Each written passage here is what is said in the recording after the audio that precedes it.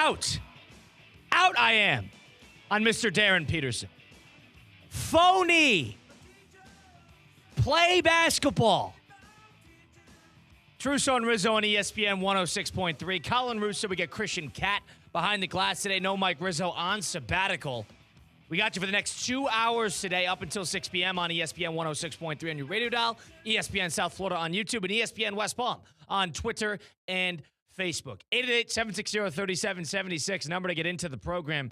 So if you're not fully looped in to the college sphere, let me loop you in right now, because the Kansas Jayhawks, who, again, are having a great year. You got Bill Self coaching the team, and they have a freshman kid who played down at Prolific Prep right here in South Florida. And this kid is a great talent. Darren Peterson is his name. He's a 6'5", sort of two guard, 6'6", 200 pounds, prolific scorer, good shooter, knows how to get to the basket, good defender. If you want a player comp, plays a little bit like Kobe and Jordan, not even being hyperbolic. He, throughout the year, has constantly missed games, sat out, pulled himself out of contests, stories here, conspiracies there, and it happened again last night. Kansas won and beat Oklahoma State on the road 81-69 last night. Early part of the second half, Darren Peterson, by the way, had 13 points in the first 4 minutes of the game. It was great. 2 minutes into the second half, with about 17:30 to go, Darren Peterson, who had 20 points at the time, hits a three to give himself about 23. Turns around to Bill Self and says, "Get me out." Gives him a little look. And Bill Self immediately calls for a substitution, who's the head coach of Kansas. And with 17:30 to go in the second half, Darren Peterson does not enter the ballgame the rest of the way. Played 18 minutes when the other starters on the court played 35, 36, 31, and 32. And this is not just maybe he was a little beat up. They called it cramps, postgame. Cramps, please. What a waste of time. He did the same thing against BYU about a month ago where they won easily. He was 6 of 8 from the field. He played his 20 minutes, got his 18 points, and he didn't play at all the second half. Played great against Texas Tech, played the whole way. And another famous game was last Monday. We brought it up, where number one at the time in the country, Arizona, goes to Kansas in one of the bigger games Allen Fieldhouse has had in years. And after Darren Peterson warms up, shooting around pregame, signing tennis balls for fans, doing a high fives, going up and down the tunnel, 10 minutes before the game, it's announced that he is not playing with flu-like symptoms. All right, so he doesn't play. And then during the game, there is a Kansas staffer, a guy on the sideline with a headset, filmed, texting another individual, basically explaining to him the story about how Bill Self told Darren Peterson during the warm-up in practice, hey, if you're not going to give 100%, don't play. It's like a challenge. And Darren Peterson allegedly said, fine, I'm not playing. And Kansas turns around and beats the number one team in the country at home. So not only is this a guy who Kansas, weirdly enough, plays better without, but it's a guy who is going to be lauded as at least. He is absolutely going top 3. No question about it. Top 1, probably odds-on favorite. But this is somebody who is now, if you want to call it load managing, if you want to call it injury prone, if you want to call it hates basketball, all 3 would make sense. Because he's played 30-plus minutes 6 times in the 15 games that he's played.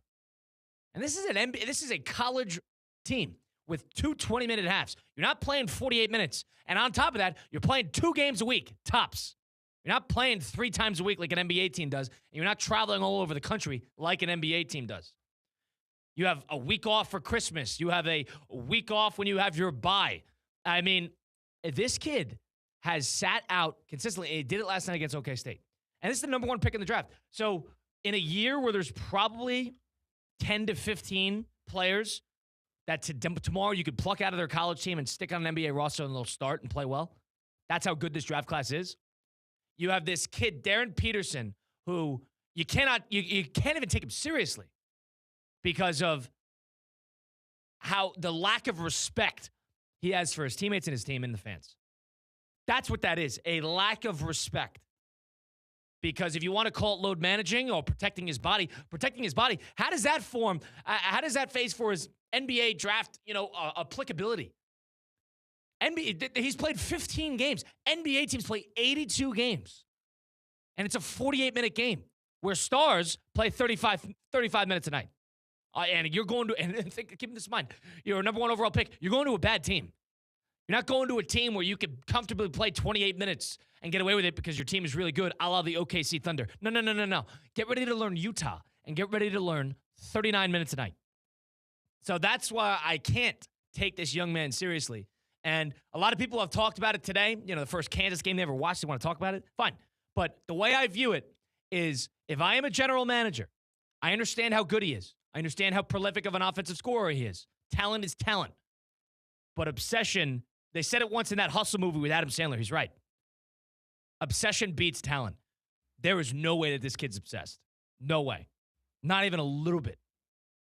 Not even a little bit part of my mind thinks that this kid loves basketball. And it's funny because if you bring up, loving and hating basketball, it's a loose term that gets thrown around in prospects. Football players get it all the time. Does he love football? Does he breathe football? It hits every major prospect at some point in the back during his draft process, whatever it might be. Does he love the game? You're telling me that a kid who pulls himself out of a game, and the funny part is he pulled himself out. It was a 13-point game. This is not a 27-point game. Kansas still won the game. They still won the game by 12. It was never really that competitive. But he did the same thing against BYU, and BYU cut it to 3. And he still did not go back in the game. And Iowa State, I'll give you another example. This happens every game. And Christian's listening to me rant. I appreciate him for it. Iowa State, Kansas played on Saturday. It was a big top 10 game. Darren Peterson was awful in the game. Terrible. Minus 17 on the court, 10 points, 3 of 10 from the field. He was terrible. Turnovers left and right. He was terrible in the game.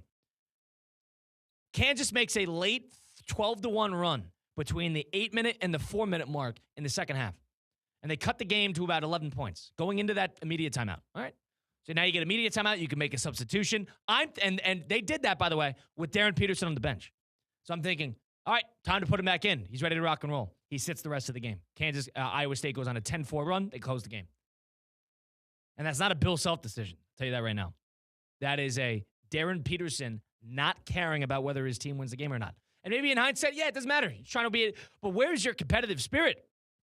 You want to be an NBA player? Fine. You want to get the brand? Fine. This charade has hurt your draft stock more than it has helped it. And I cannot listen to the fact that this is health related. This is not health related. Cramps. This is not Paolo Banchero having a sweat problem at Duke, and that guy still played 35 minutes a night. This is not that. This is somebody who has the ears of his agent and a plan in place to get his 20 points, average his 20, do it efficiently, do it in 16, 17 minutes so your per 75 possessions statistics are fantastic, and get out of the game. Do it as quickly and as efficiently as possible with no interest whatsoever in whether the team wins a game or not. You tell me you draft a kid like that? Christian, if you're a general manager of a basketball team, am I overthinking this, or do you draft a kid like that? I definitely wouldn't want to draft a kid like that. No, it kind of reminds me of basketball players who are playing a team sport trying to have a individual combat sport mentality where every time they walk into the ring, they are shortening their career. They're a prize fighter. But that's not the reality of the situation. He's played 15 games in 2.5 months. And it's a team sport. So you are letting down everybody that you grind with all offseason, and that is actually on the court with you. It is a weird misconception on maximizing their value and trying to take individualized combat sports mentality to team sports. And, we could talk about it left and right, but you want to know something, too, that I find very interesting because Bill Self has defended this man time and time again. Here is his quote last night when they asked him about it, because he pulled himself out. There's a video of it with 17:30 to go. He pulls himself out. Bill Self said, quote, "I didn't anticipate that tonight at all in terms of him pulling himself out of the game. I thought he was good to go, but we only got 18 minutes out of him. That's disappointing because he really could have had a good night." Sounds like he's over it. That's what it sounds like. Sounds like coach is not into the fact that his star player determines when he plays and how he plays. And this is the kid who's a top 5 recruit. This kid is a talent. But there are serious questions about not only can he handle an NBA workload, and does he love the game? Has he always been a Kansas Jayhawk? Yes, freshman. He's a true freshman. Okay. True freshman. That gives a lot more breadth to the life, to the belief that we want adults on our team. Like, we want guys who have been through the ringer, who have some life experience, who have developed at the college level, and then we'll pay them after that instead of taking 17-year-old kids and banking our multi-million-dollar basketball program on their moods. Ridiculous. And how much they trust their agent.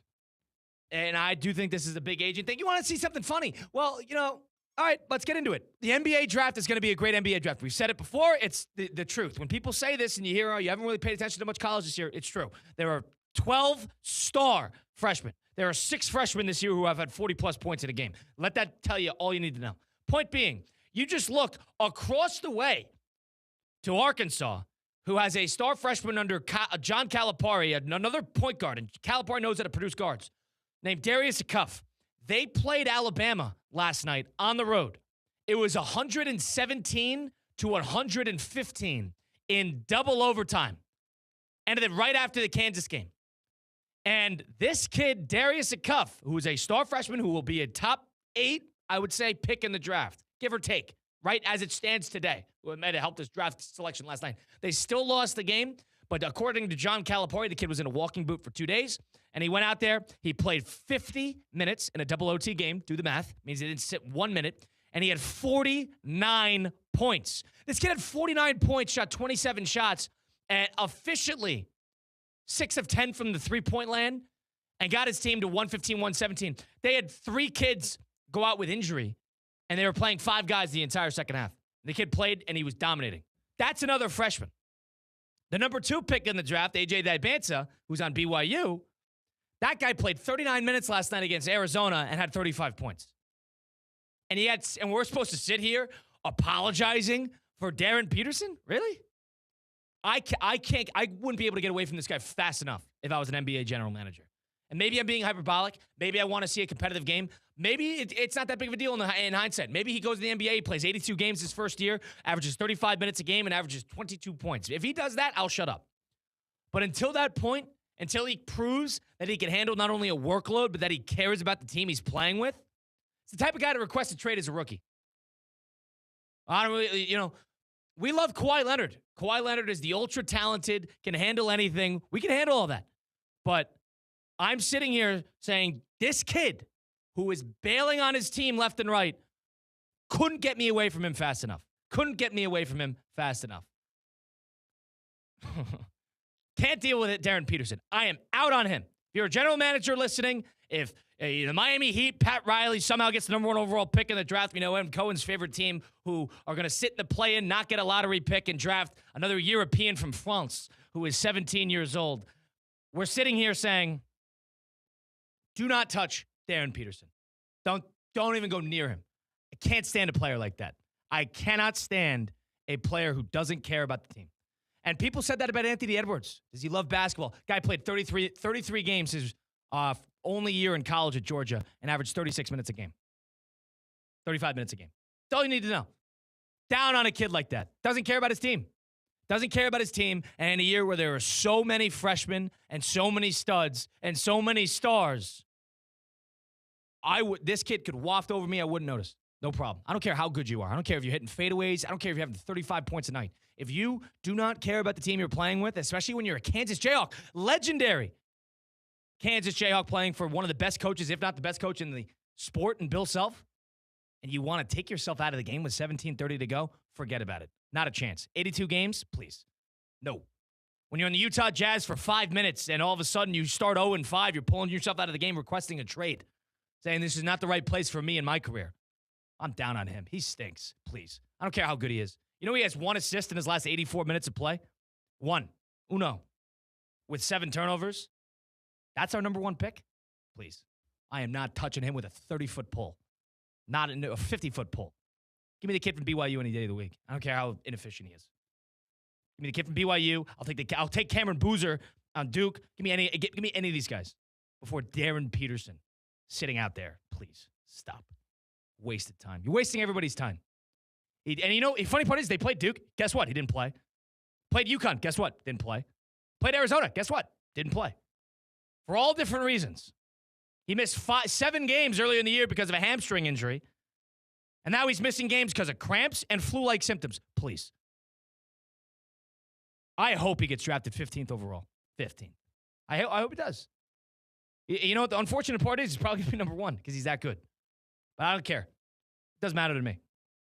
You got to do the intangible part. SVP did it. He led with it in the Sports Center last night. Does this kid care? What are his intangibles are? Can't listen to that. Can't listen to that. Down on SVP. Down on Darren Peterson. Can't deal with it. Really don't like him. Christian Cat, Colin Russo. Russo and Rizzo. We got Theo Dorsey and Evan Cohen for no reason hanging out behind the glass. Just practicing the worst radio etiquette I've ever experienced in my life. You would think it's the first time they they've ever trying to walked in the distract radios. you? I don't know. Like, I was getting like bunny ears up here. This is ridiculous. They got 4 guys back there. They got John Martin and JMP. Jerry Marks Peltz, who just won. He did not win a Carmi, but he has plenty of them. Theo, I believe, won a Carmi, which is our company's Good Karma Brands, I guess, yearly award. Does Evan Cohen get nominated for those? I don't think so. No, not anymore. You got 5 people. You got a peanut gallery behind you. We'll take a timeout. It's Russo and Rizzo on ESPN 106.3.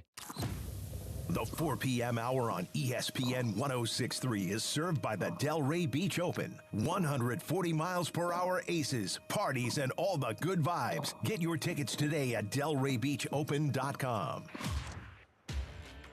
In 1977, Ford F-Series became the best-selling trucks in America. 33 million trucks later, we've kept that title every year since. And that's a formula we plan on repeating. Ford F-Series, built Ford tough. The best-selling trucks in America for 49 years and counting. Based on 1977 to 2025 calendar year industry reported total sales. Hi, it's Evan Cohen from Unsportsmanlike, and when it comes to the NBA, I'm like a kid in a candy store. I want it all. Friday night basketball means Heat at Hawks. The second half of the season begins, and nobody's easing in. We start at 7 on ESPN 106.3. Kaiser University's flagship campus, the 100-acre residential campus at 2600 North Military Trail in West Palm Beach, extends Kaiser University's educational offerings to over 100 degrees within the heart of South Florida. Kaiser University also has an athletic program with 27 national championships, including their 3rd championship in women's soccer. Visit KUCHawks.com for the latest on the championship athletic programs at Kaiser University. Texting enrolls you in a recurring automated marketing text messages. Consent not required to purchase. Message and data rates may apply. The team's looking good this season. I think so. Man, I miss playing football. Ever since I turned 40, I just can't find that fire I used to have. Think it could be lower testosterone? What do you mean? I was feeling the same way. After 40, the body has less testosterone, and men lose their edge. That's why I take Nugenix Total T2. That's the testosterone booster, right? Yes, but Total T2 is their brand new formula that skyrockets nitric oxide levels in as little as 3 hours. Since I started taking it, I've been lifting like when we played for Coach Carter. My energy is way up, and it even spiced up things between me and the missus. Are they still giving out complimentary bottles? Yep, just send a text. Text AREA to 42424 for your complimentary bottle of Nugenix Total T2, the next generation testosterone booster. Text now and we'll include a bottle of Nugenix Thermo X, our newest, most powerful fat burner ever, absolutely free. Text AREA to 42424. That's AREA to 42424. These statements have not been evaluated by the FDA. This product is not intended to diagnose, treat, cure, or prevent any disease. Mike Rizzo here. Moving soon? Trust the pros who move the pros. Call Good Greek for your total relocation solution. From packing and storage to local and long distance moves, Spiro and his team at Good Greek Moving and Storage have you covered. They've been trusted by families, businesses, and they're now the official movers of the UFC. Call the world's only total relocation company. Good Greek Moving and Storage. Your superhero movers. Hey, it's Evan Cohen from Unsportsmanlike. I don't know whether to cheer, scream, or cry. This season has me on an emotional roller coaster. Every game's a thrill ride, and I'm living it, breathing it, and hearing it all on ESPN 106.3.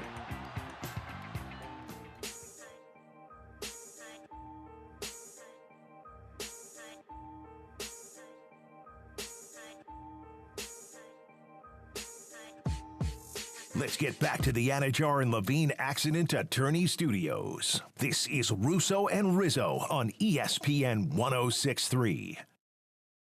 Baseball's here. It's right down the street, and Cacti Park at the Palm Beaches is the place to be. The crack of the bat, the smell of the grass, and the return of game day energy is all here in West Palm Beach at Cacti, with great matchups in your own backyard. Catch the Astros and the Nationals hosting the Cardinals, Phillies, and Mets all week long. Big league talent, future stars. Every day feels like opening day. That's Sunshine Baseball and Ballpark Eats.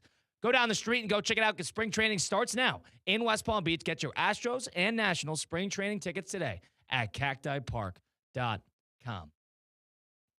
So we know who we're not taking number one overall in the draft, but we actually do know now who's getting the gold medal on the women's hockey side of things. The United States, after being down by a goal, 1-0, about 3 minutes to go, are able to turn it around and win gold in overtime. Hillary Knight tied it up with about 2 minutes to go, 2 minutes to play in regulation. And Megan Keller made one of the better moves you could find in overtime.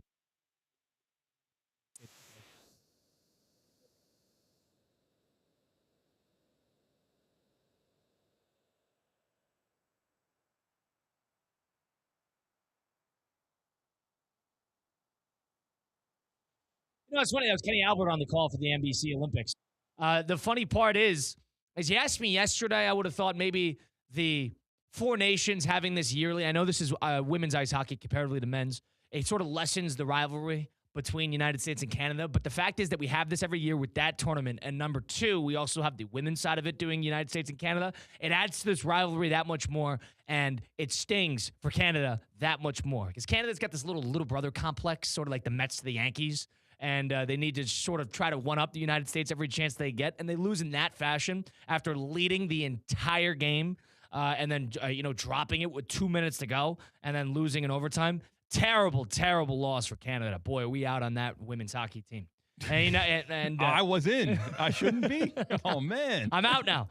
And now we got to hope that the United States beats Slovakia tomorrow and that Canada beats Finland so we could get a Canada-United States round two after last year where Canada beat the United States in overtime. Hopefully the United States can return the favor. That'll be 8:10 in the morning on Sunday. You'll find yourself setting an alarm if it is United States, Canada, Christian. What am I doing Saturday night? I think I'm going to go see a couple of movies in theaters. I'll wake up. You'll be in, I'm in Central Chicago, Time. so that'll be 7:10. Not happening. What do you mean not happening? I'll watch the final period. How about that? I'll get that for you. Hopefully it's a good game. I do love the bully complex American sports loves to have and own, and maybe it trickles into world economics and all that too. But hockey's Canada's thing. And it's very funny that we can just squash them like a bug at will every once in a while at the one thing that they can call their own. It's like ice sports. Like the Winter Olympics, they should dominate. And the United States is firmly in third in total medals behind, Norway, forget it, and Italy. And it's, Canada's nowhere to be found. That's nowhere brutal. to be found. And there was a cheating scandal on their men's curling team. I've been reading about that. It's bled into the women's curling, too. Oh, are the Canada teams cheating as well? Yes, they're using their finger after they let go of the handle of the curling stone and guiding it a little bit further. And they're getting mad that they are in gotcha mode because someone set up a camera to catch them in the act. So another thing about this, if those who don't know, the Canadian curling team, men's and women's, I guess, has been being accused of, cheating, double touching. You can't touch the rock once you let go of it. But point being is it was a problem to the Swedes when they played them, and now it's a problem to every other matchup they have. I asked Matt Hamilton. Who is Matt Hamilton? He is a Olympic gold medalist curler who is a radio host for ESPN Madison, where I used to work. And this guy was in the second American team that did not qualify for this year's Olympics, but he's been in the curling scene. He knows the whole thing. I asked him the situation. I'm like, explain this to me like I'm 5. Was this guy actually cheating? And he goes, so the Kennedy guy, who's the guy in Canada, has been touching the rock like that for years. It's technically illegal, but I don't know if cheating is the right word. You don't know how much of an advantage he really gets by doing it. But he goes, he definitely overreacted when the Swedish team said something about it, but the Swedish team was also right to make a complaint. All right, I'm trying to find a sport comparison here. It's like grabbing a jersey and being called pass interference. It's like Jawan Taylor jumping off sides. Technically, or jumping a false start technically and getting away with it, where if you time it out, it looks like he's cheating. You don't know how much of an advantage he's getting by it, but he's getting away with it because it's like just teetering on the edge of an illegal play. Okay. That's what it seems like. Okay, and I almost think you go... or how about this? Like a double, like an extra pivot move, letting your toes slide in basketball, that type of thing. The gather step, which has long been an NBA rule on whether that third step is a travel or not. It's more akin to that because you don't know if it's technically illegal. They didn't call it. You don't really know how much of an advantage they're getting by doing it. There's your example. Okay. So that's what he said. But he also said the Swedish guy was in his wedding, so he's a little biased. So he says a very good friend, so I'm a little bit biased. He did say that. So fair. Backing up his guy. That's Matt Hamilton saying that the Olympic gold medalist in curling himself. Imagine getting caught cheating in the Olympics. Can't do that. You can't do that. That is demoralizing. If you cheat in if you cheat anywhere and get caught, it's the ultimate, stamp of right on your head of just loser. That's it. Can't cheat unless you're Brady. Then you can get away with it. But cheating in the Olympics is different because Canada cheaters. Like that guy who works at the gas station right across the border in Toronto, he's a cheater now. The whole country. Like you get that generalization because of a couple of people because of who you represent that are representing their country on the grandest stage of international sports. We're looking for some dirty plays from the Canadian men's ice hockey team on Sunday morning. If they can get past Finland, of course, this is obviously me operating under the assumption that both the United States and Canada can advance past their semifinal. But the women's team knocked them off, and Canada versus USA, 2-1 final score in the women's ice hockey side of things. They get the gold medal, and now it is up to the men's who, had an escape yesterday. Both Canada and the United States had an escape yesterday. So going into their semifinal tomorrow, hopefully you sort of get the jitters off you, and you could turn this around and win a gold medal for the United States. Because that's, I think if that's what anybody would root for is if there's a common enemy, you go to Canada. I've never been to Toronto. I heard it's a nice city. But if there is a chance for an American to little brother somebody else in any facet, like you said, absolutely take advantage and then rub it in. United States are sore winners, and we should be. Should be. Yeah, just playing Freebird. Because we're the enemy. Because we're the enemy to all the other countries. In sports, we are the enemy. We're the enemy. People operate under the American football. They operate in their own little bubble. It's not the world's football. That's a thing. That's a thing. People cannot stand the Americans' arrogance when it comes to culture, media, sports. And every chance we get to sort of shut them up, sign me up. What do you get more juiced for? The World Cup or the Olympics? Well, the World Cup, we don't ever have a dog in the fight, as in the United States. I'll be super into the World Cup. I'm more into the World Cup than I will ever be for the Winter Olympics. The Winter Olympics, not enough sports, a lot of skating, it's a lot of snowboarding and skiing. It doesn't necessarily, toot my horn nearly as much, but the ice hockey is amazing. So I get into the ice hockey. But the World Cup this summer, even in the United States, I know everybody's root for the United States you make one run, you get to the round of 16, you call it a day, and it's a win in your book, fine. But I'll definitely get into the World Cup. And if the United States gets eliminated in the World Cup, I'll find a hero and a villain.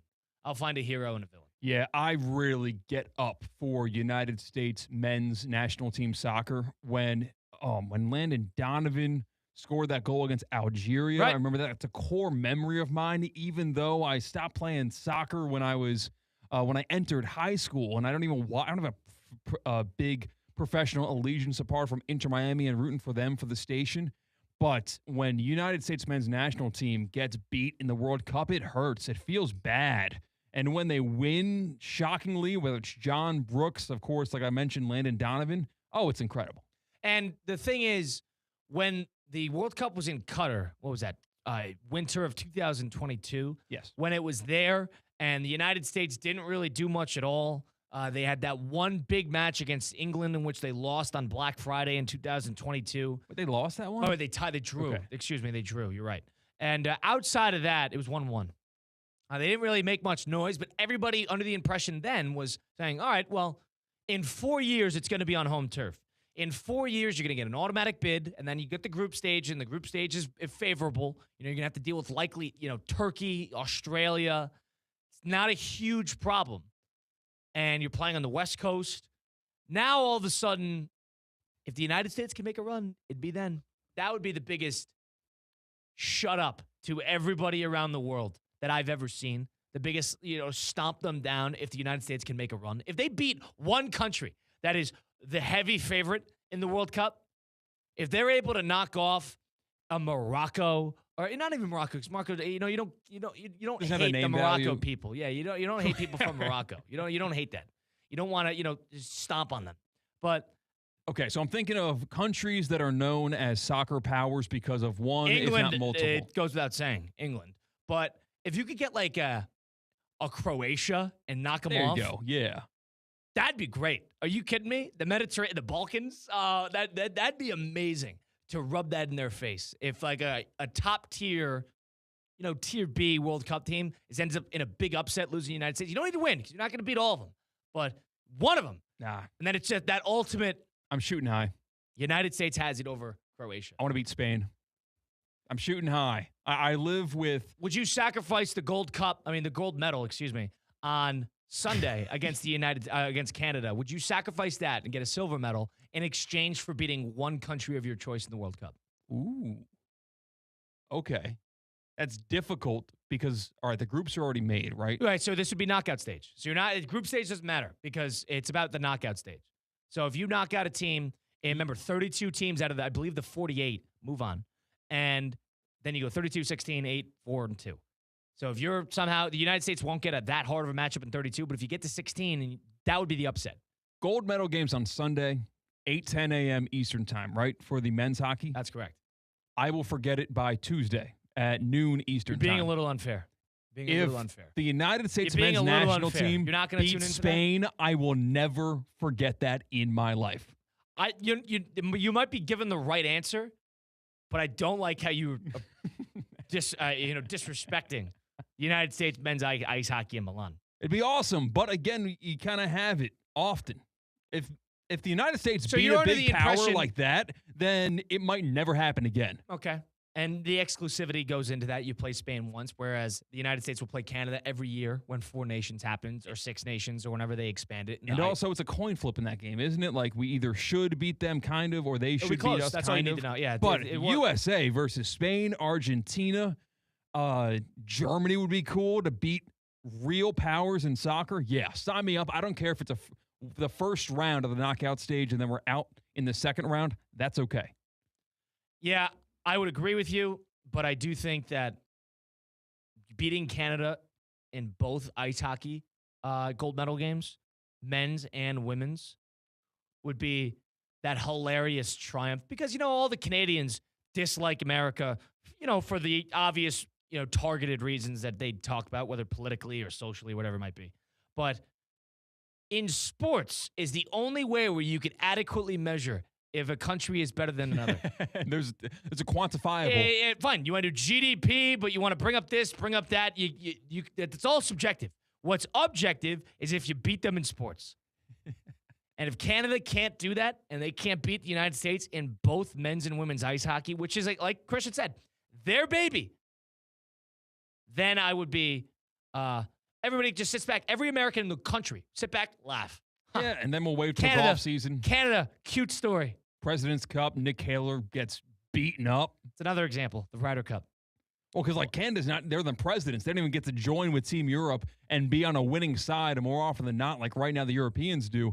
President's Cup is a foregone conclusion every single year. It's in Medina, I think, this year in Chicago. So we're going to beat them down there, too. So I'm sorry, Canadians. You have no refuge in world versus USA. On the golf course, you have non-Europe world versus USA, and you lose often. Maybe on the other side of things, we'll make a top 10 because we got to do that with Good Greek Moving and Storage, and we'll come up with 10 United States won sporting events and which ones we would prefer to win. Could we come up with 10? United States, like, represented victories. I gotcha. So we could come up with 10. Yeah, moments where Team USA where won. I would rather win the World Cup and then go from there and then win the gold medal in hockey and then win the gold medal in swimming. I thought we were talking about real-life examples of things happening. I would say, what would you rather win 1 through 10? That's a pot. We could make that. Okay. It's a possibility.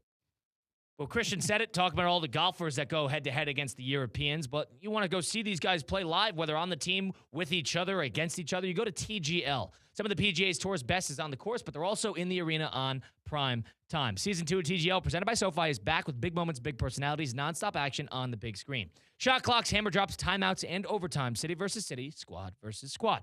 Tickets on sale now, but availability is limited. Visit TGLGolf.com to get your tickets while they last. TGL, presented by SoFi. Keep up. It is golf. Colin Russo and Christian Cat will do a little top 10 on the other side of things. It's Russo and Rizzo on ESPN 106.3.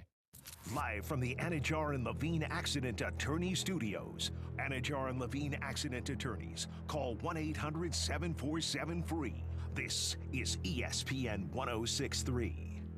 Hey, it's Tina. Okay, let's be real. When you need tires or a battery, you want someone you can actually trust, right? That's why I go to St. Lucie Battery and Tire. They've been keeping South Florida moving for over 50 years, and they're still family-owned. They've got all the big tire brands, plus batteries for pretty much everything. Their best price out-the-door guarantee means you know you're getting the best deal. So next time your car needs something, don't stress. Just go to St. Lucie Battery and Tire, slbt.com. Trust me, they've got you covered.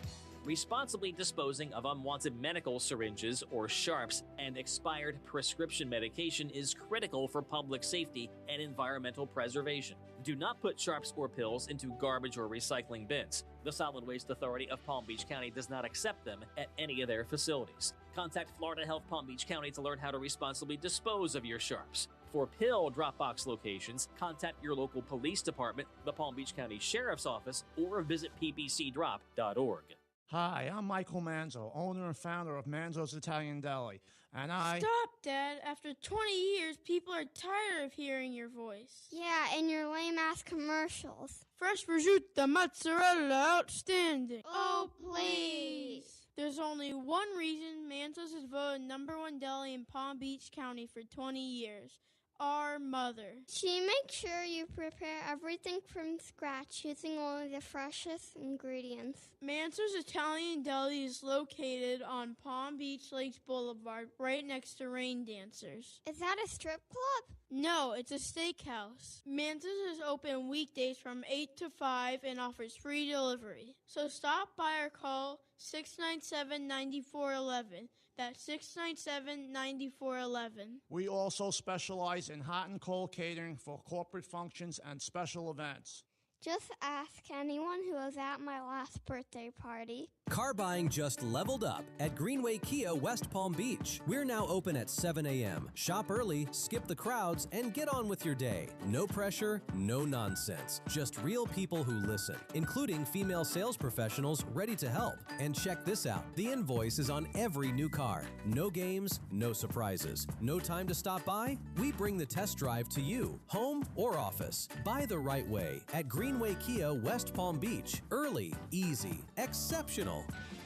Tired of being sidelined by a sports injury? Get back in the game with Baptist Health Orthopedic Care. Whether you're a professional athlete or even a weekend warrior, you can get back to doing what you love with our compassionate orthopedic team. Experience a new level of care and get back to your best. Welcome to being treated like a pro.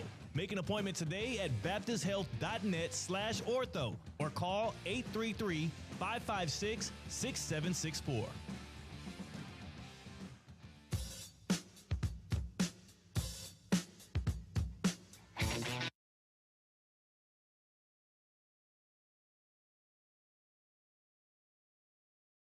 Let's get back to the Anajar and Levine Accident Attorney Studios. This is Russo and Rizzo on ESPN 106.3.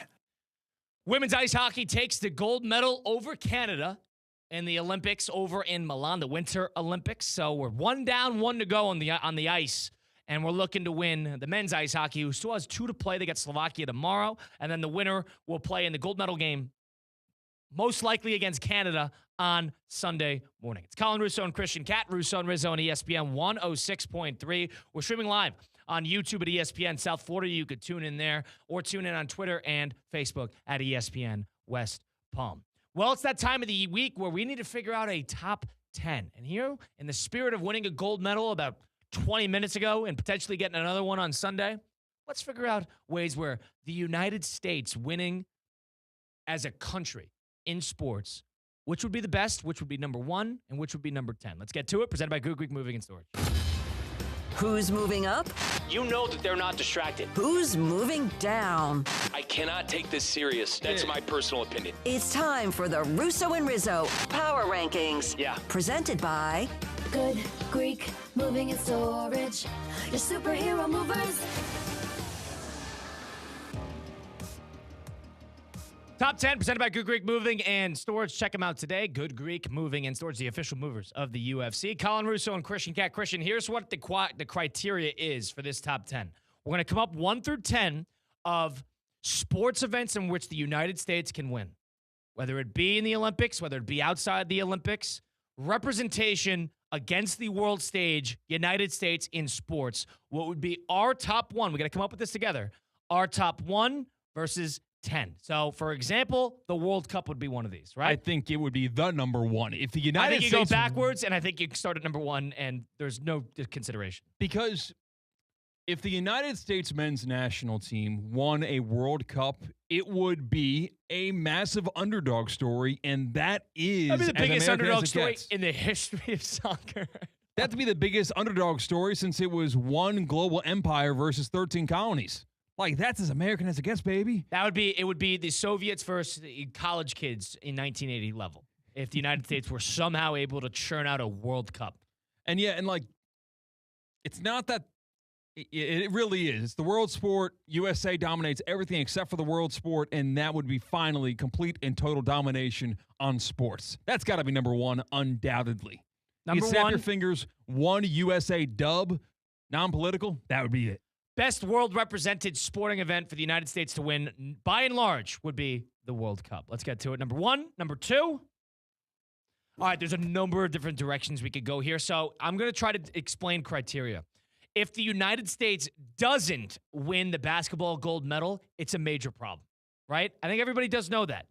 I don't know if it's number 2, but I'm saying we almost take winning gold for granted, which is why it needs to be somewhat high on the list, because if you don't win the gold medal, a la 2004, where they lost to Spain, if that happens, that is a major story, and that is a major blemish on the United States resume in the sporting realm. That is very difficult because complete and total flipping of the criteria. Yeah. Underdog versus heavy favorite. I'm not saying it needs to be number 2. I'm saying just throw it into the back of your head. Yeah, like, could you imagine if we won versus, oh, you better win? It's difficult.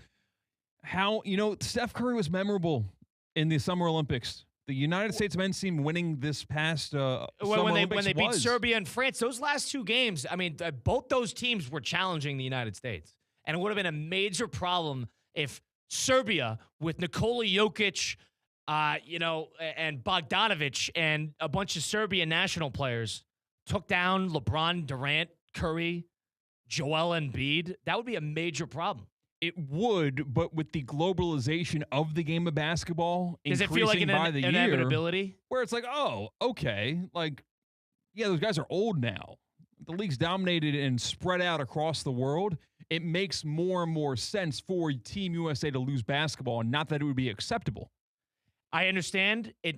I don't think this needs to be number 2, but I do think this needs to be somewhere in the realm of the top 5, just because of the given that the United States needs to win this. And the fabric of basketball, the Olympic team does matter so much because of the Dream Team and the Redeem Team. Right. So coming on top of this, I think ice hockey is somewhere near this.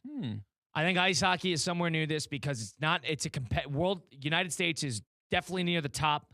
The thing is, it is every year, so I don't know how I feel about that. Well, couldn't we just stay within soccer and winning a gold medal in soccer? I would just say the World Cup kind of encapsulates all that. I think we're all set on that. I think the World Cup encapsulates all that. And here's another example. I'm between 2 here. I think winning ice hockey gold medal for men's or women's, or swimming in the Summer Olympics. I think swimming in the Summer Olympics, ultra competitive. If we had the fastest man alive, that'd be a big deal. I think that would strike a chord more so than a swimmer. 100 meter? Which I don't know the last time that the USA have had the fastest man alive. Yeah, I remember it was, when it was Bolt, it was him and Johan Blake. There have been guys. I mean, the thing is, Noah Lyles has the 200 meter. Okay. I know he finished bronze, I believe, at the Olympics. But the 100 meter is the true sprint. That's fastest man alive territory. And I guess that would be a huge one, too. Because, I mean, think about it. Think about the global brand that Usain Bolt created for himself. Yeah, that's true. And Lyles is recognized as the fastest American man. He won the 100 meter in the 2024 Paris Olympics. Personal best time, 9.784. That probably meant something to somebody. I don't know what those numbers mean combined. The last time the 100 meter is interesting because Justin Gatlin was the kid I was thinking of, the guy I was thinking of. That was back in Athens in 2004.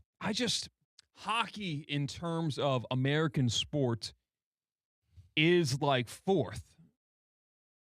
Right, but you could make the argument that soccer on the American stage is not near that high either, but yet that's number one because it's just a big event. Winning the World Cup would change that. I don't disagree. It would have I don't disagree with you at all there, actually. But yeah. Like if America won the World Cup and competed, was a mainstay in the Final Four or whatever it is, it would dramatically change and shift the tectonic plates about sports in America and where they priority. Like watch out basketball, like legitimately watch out. My vote would be ice hockey because of the proximity to the primary rival in Canada and the consistency of the rivalry. Playing Canada once a year. That's for the foreseeable future. The United States is going to play Canada once a year.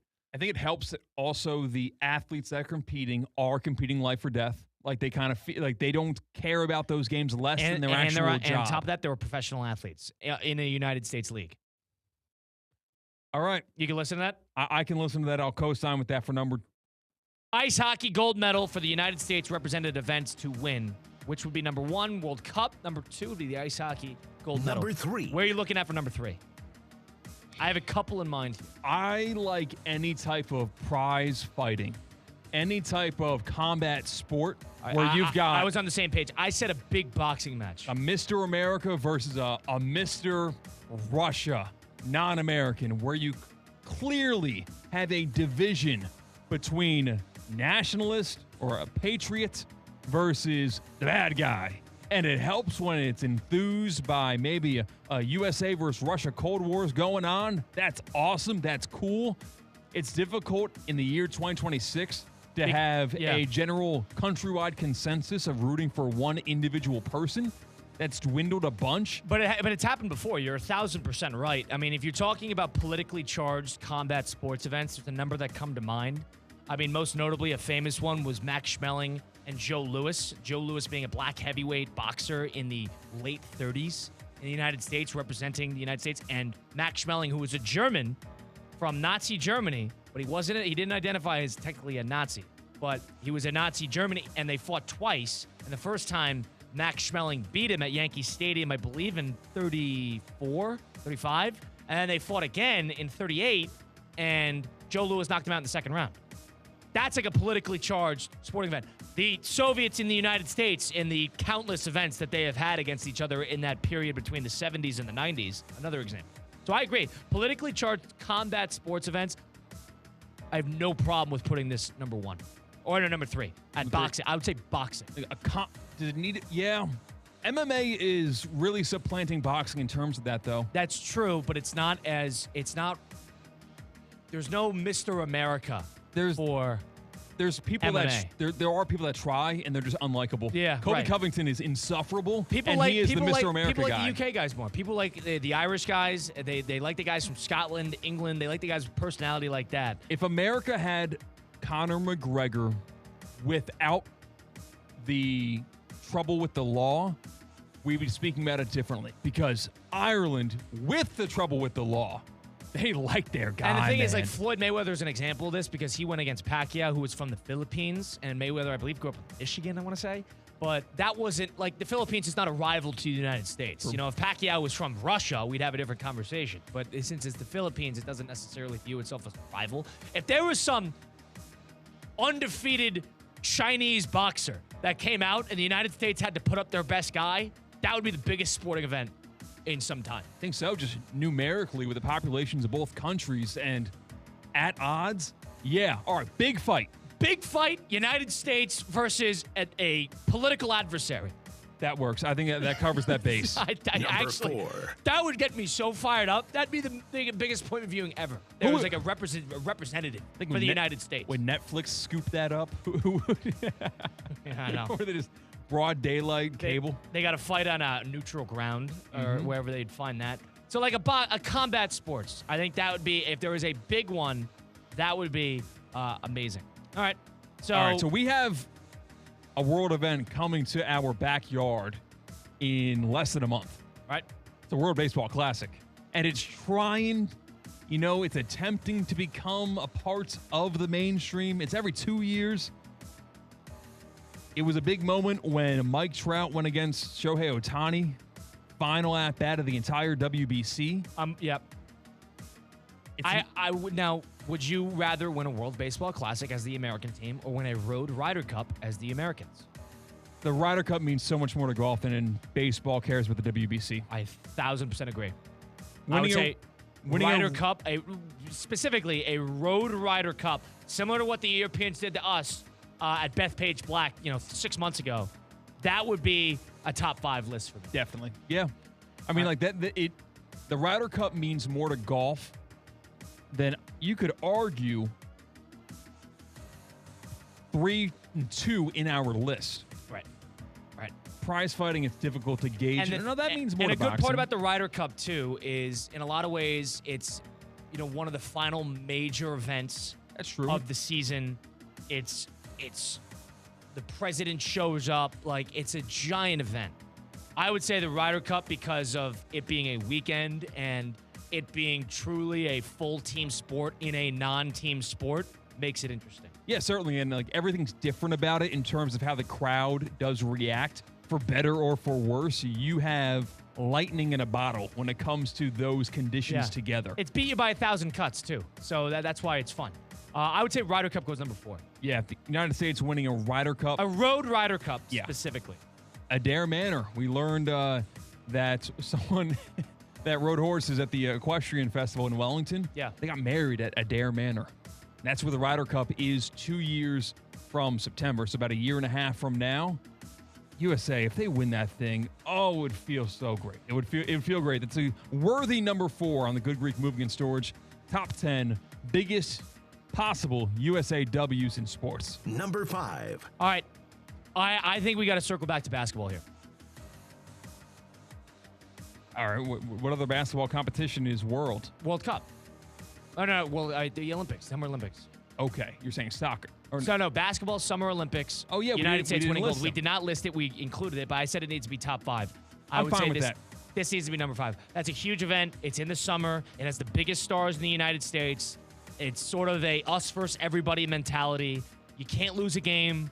That's where I think the United States really has to not be an underdog, but defend its crown. You go to the Ryder Cup, the Europeans it was a better collection of golfers than it was for the Americans this past year. You can make the same argument for the World Cup. You could even make the argument in ice hockey, but you can't make the argument in basketball. Not yet. So I do think basketball, Summer Olympics would be here. I'm fine with that. Number 6. Can I interest you in swimming? Swimming Summer Olympics. Can I interest you there? Michael Phelps, the medley relay. Him, Jason Lezak, Nathan Adrian, Ryan Lochte, the reliable witness. I know nothing about swimming. Do you not watch swimming when the Summer Olympics comes around? No. You never watch Phelps? You never watch Phelps in a big time relay? That's a third leg, and then Jason Lezak finishes it in the 2008 Beijing Olympics. I know. I just don't. Great Britain has the lead, much. but Phelps is in the water for the USA. Doesn't ring a bell. No, it doesn't actually. Christian, that is patriotism. Just a bunch of guys in a pool winning by the slightest margin of error you could possibly imagine. Where were the Olympics in 2004? Athens. My sister was being born when that happened, so I was watching the Olympics while eating Subway. It was 22 years ago. Yeah, that's my core Olympics memory, is getting a sandwich and I had food poisoning from it. That's all I got from the Olympics. That's really it. Can I supersede you here and say this?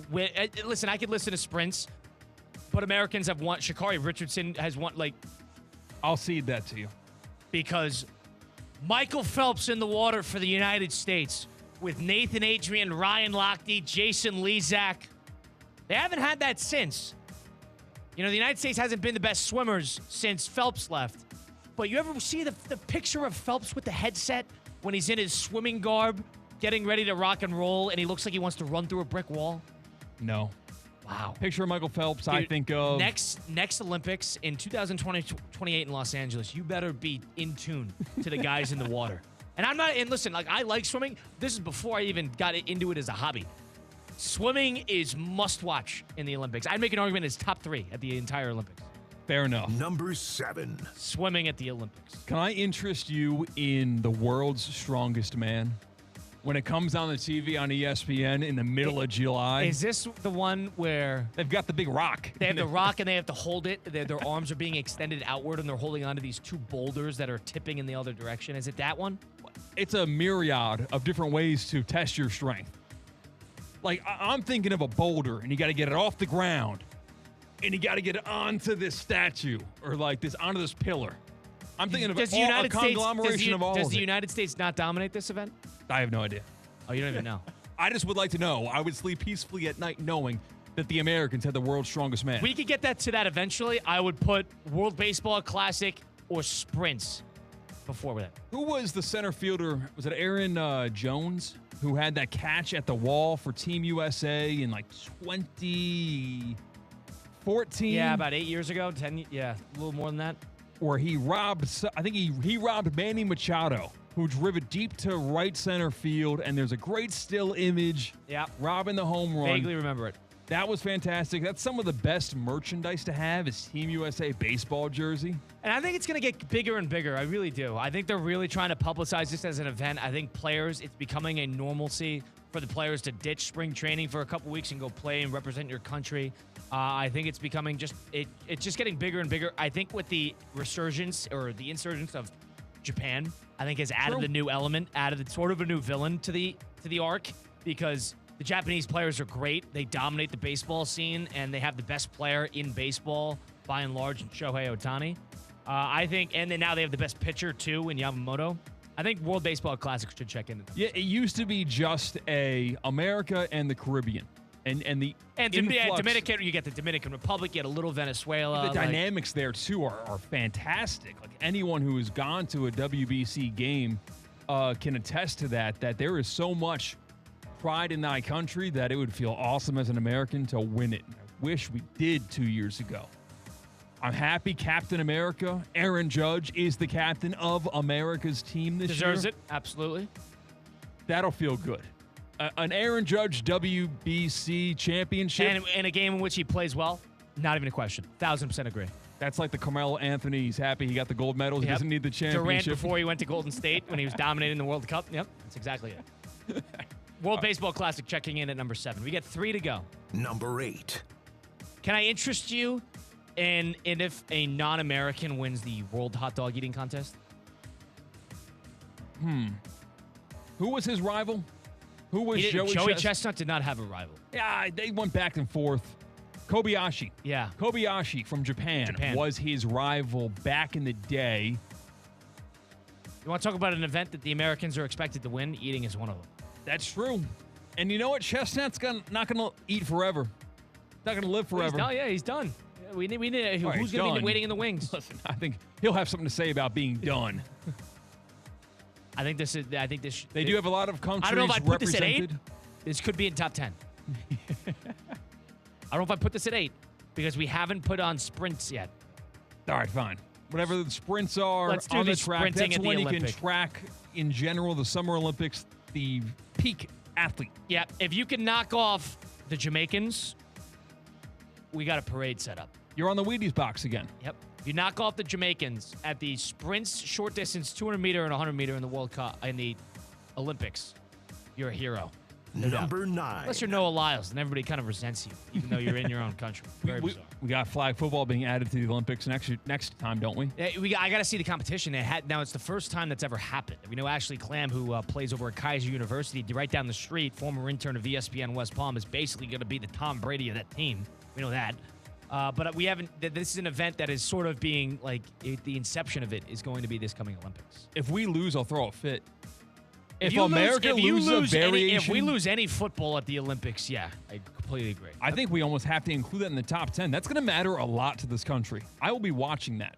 Who could beat the United States in flag football? Any football, professional. Well, flag football would give everyone the best chance because does it? Well, remember, football is going to be flag on the men's side too.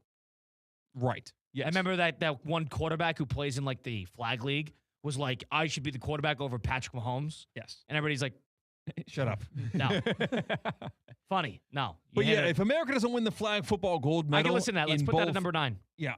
Football. I'm okay with that too. That's football at the Olympics. No problem there. I feel like that will it's down the road, so it's hard to visualize right now sitting in front of a TV and watching America versus someone not America in any variation of football, but that will matter a ton when it comes down the road. So that is number 9. And now we got to include one more. Number 10. I got a couple in mind here. Do you care if the United States ever loses in gymnastics at the Olympics? No. Do we usually win? Yeah. Yeah. I remember who's the... Us in China, usually. Who is the top girl? Simone Biles. Yep. She Gabby took Douglas. an Olympics... was it Biles who took an Olympics off because of mental health? And she was like, yeah, I don't want to do it anymore. Or was it Gabby Douglas? It was someone really like good. Okay. And that sucked. I was like, come on now. Like, we got you once every 4 years. This is kind of your time to shine. And she said no in the Olympics. We could throw eating in there. Hot dog eating contest. It doesn't get more American than trying to see in a 10-minute span. In Coney Island, New York. Trying to think. Spelling bee. Spelling bee, we'd never win. We don't? I don't think so. Being presumptive. I think our nation's Doesn't youth Asian are pretty countries smart. usually dominate that? Am I wrong there? They're good. Don't get me wrong. They represent a lot of the field. What about space-related activity? Ooh, okay. If all of a sudden they were First country to Mars is going to be a problem. If we're not that, you're right. First country to Mars. Okay, there you go. Like it. There's a reason why we're pouring millions and billions of dollars to Part of the race reason why the moon. Soviet Union went bankrupt is because they tried so hard to get into space. I like it. That's great. That's fantastic. That could be higher. First country to Mars is going to be a thing. Okay. All right. That's your top 10, presented by Good Greek Moving and Storage. You have it written down? I do. So, the top 10 events that Christian and I compiled that the United States could win in terms of importance, Gravity. significance, gravity. There's a good pun. Here's what we have. Number 1, for the United States to win the World Cup. Easy number 1. Number 2, the ice hockey gold medal coming up for the men's on Sunday, potentially. And the women's just did it against Canada about 35 minutes ago. Race to Mars makes that feels a little small. I got to be honest. It's already set. We already said it. Race to Mars is included, though. Combat fighting of any sort, especially politically charged. A Road Rider Cup at number 4. The basketball at the Summer Olympics, number 5. Swimming at the Olympics, number 6. So the World Baseball Classic, which is coming up in a couple of weeks here in Miami, going to be number 7. Sprints at the Olympics. So the 200-meter, the 100-meter, the relays at number 8. Number 9 will be football when it soon comes to the Olympics and the flag football on men's and women's side. And then number 10, rounding it out, our top hitter, first country to Mars. I will be so bitter if anybody gets to Mars before we do. That is a major, major, major problem. Is it going to be Elon?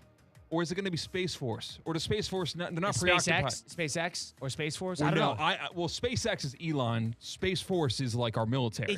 People have talked about going to Mars for a while. It doesn't seem like it's at the driver's seat in terms of what Americans in their space travels are interested in. Doesn't sound like people are all that interested in going to Mars. Like the long-term plan is to find somewhere else to live if Earth doesn't cut it anymore. First country to colonize Mars would be a major problem if that's not us. If we got to pay rent to China, I'll be pissed. I'll be so mad. Okay, yeah. You got to do the currency transfer when you get off in March. That'd be a major problem. Not even a question. If there is another flag on a separate country that first picture of the flag that with an astronaut on Mars has to be an American. Well, Space Force is not, I don't think they're occupied on exploration. I think they're occupied on using space to our military advantage. I think you're right. But SpaceX.